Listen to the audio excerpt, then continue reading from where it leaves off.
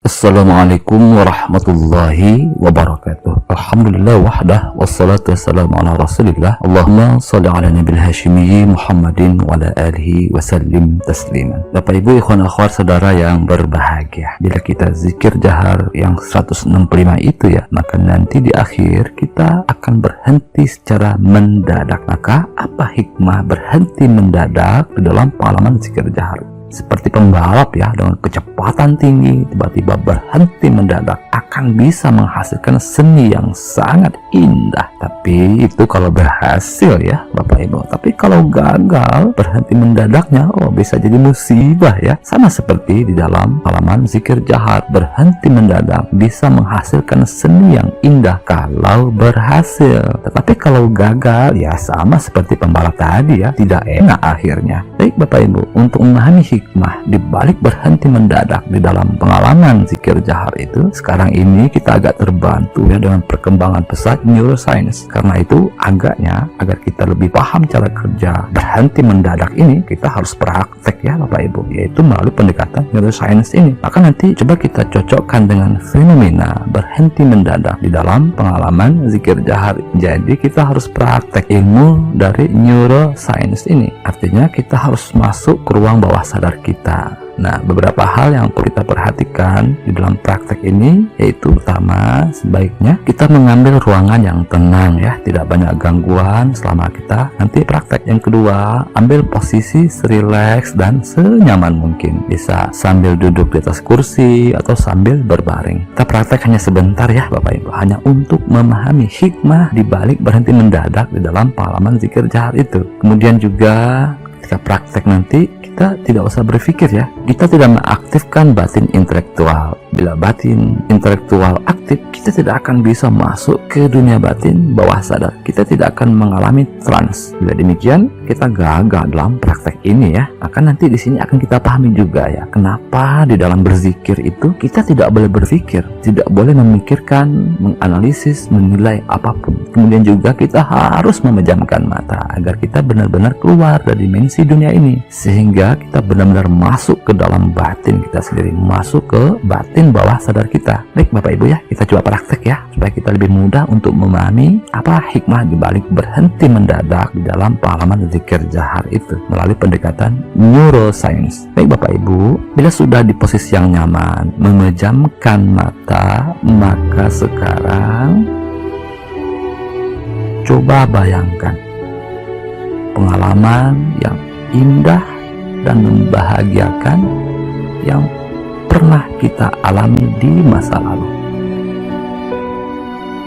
Coba visualisasikan pengalaman yang indah dan membahagiakan itu dengan sangat kuat. Jadi pengalaman yang indah dan membahagiakan ya Bapak Ibu, yang pernah kita alami di masa lalu. Coba bayangkan dengan sangat kuat. Sudah ya Bapak Ibu, sudah dapat gambarannya ya. Sekarang coba perjelas gambarnya. Warnanya, teksturnya, coba perjelas. Semakin jelas, semakin jelas, semakin jelas.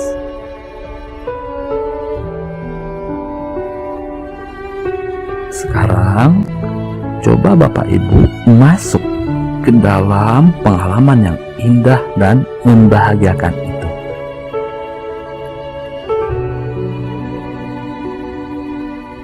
Bila Bapak Ibu sudah masuk di dalamnya, coba rasakan keindahannya. Rasakan suasananya yang membahagiakan.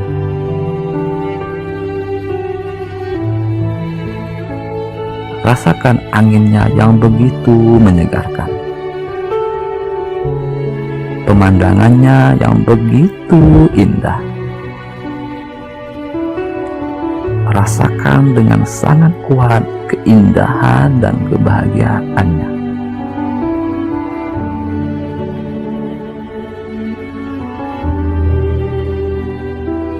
Kemudian coba nikmati apa yang Bapak Ibu dapatkan itu ya. nikmati keindahannya, nikmati kebahagiaannya, rasakan kebahagiaan itu, keindahan itu, rasakan kenyamanannya. Semakin bahagia, semakin bahagia, semakin bahagia. Sekarang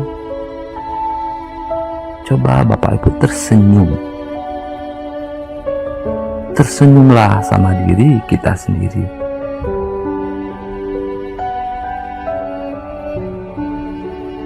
Lalu coba letakkan telapak tangan di atas dada ya.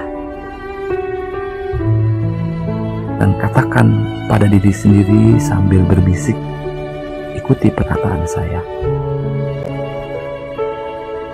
Aku sayang sama diriku sendiri. Aku orang yang bahagia. Aku pantas untuk hidup bahagia. Karena Tuhan menginginkan aku bahagia. Aku sayang sama diriku sendiri. Baik Bapak Ibu, sekarang tersenyumlah dengan penuh kebahagiaan.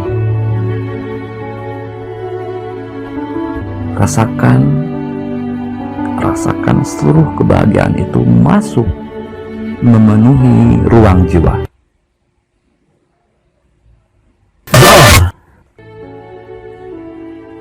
Baik Bapak Ibu, sekarang silahkan Bapak Ibu buka matanya kembali dan kembali ke dalam kehidupan nyata sekarang ini ya. Maka Bapak Ibu, apa yang Bapak Ibu rasakan sekarang? Tentu Bapak Ibu jauh lebih bahagia ya ketimbang sebelumnya. Kenapa? Karena ketika tadi Bapak Ibu dalam keadaan trans, dalam keadaan menikmati kebahagiaan bawah sadar itu, lalu tiba-tiba didor.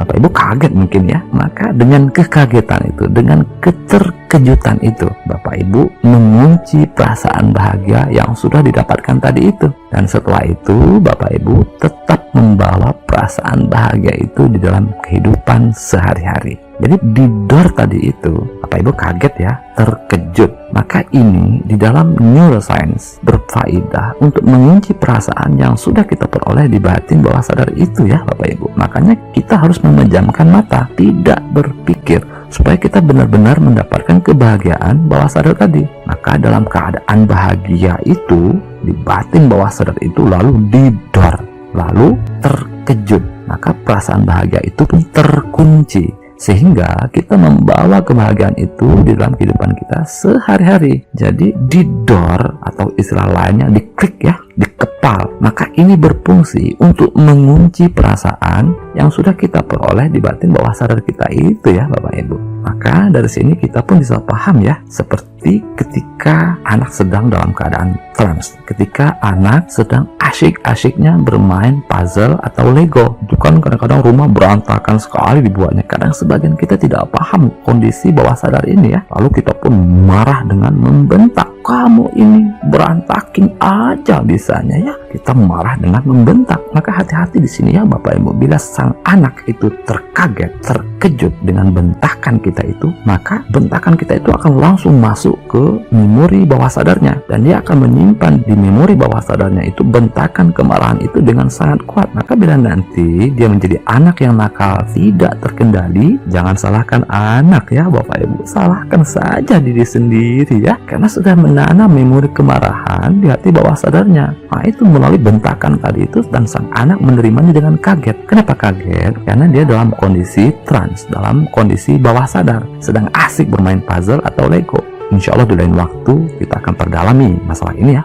Kemudian Bapak Ibu sekalian, mungkin sampai di sini Bapak Ibu udah mulai paham ya kenapa zikir jahar itu berhenti mendadak. Jadi sama dengan ledakan bom tadi itu ya, berhenti mendadak dalam pengalaman zikir jahar. Salah satunya berfungsi untuk mengklik atau mengunci perasaan yang sudah kita peroleh di dalam zikir jahar itu. Setelah diklik atau dikunci, maka diharapkan kita tetap membawa perasaan bahagia itu di dalam kehidupan kita sehari-hari.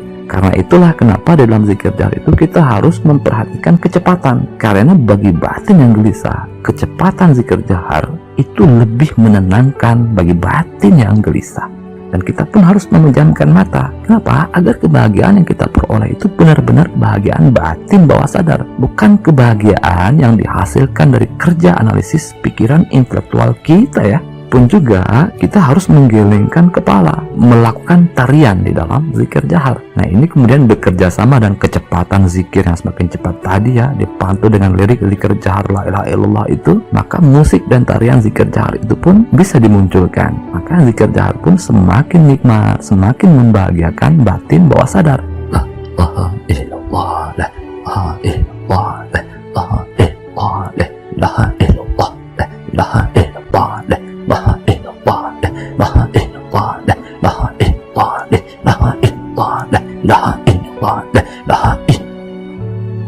tiba-tiba dar, tiba-tiba berhenti mendadak. Kita pun terkejut, terkaget.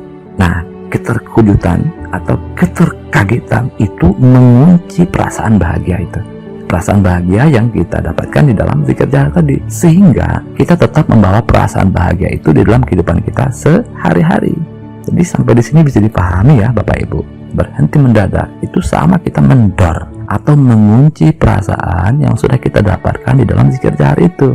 Inilah sebagian hikmah terbesar dari fenomena berhenti mendadak di dalam pengalaman zikir jahar.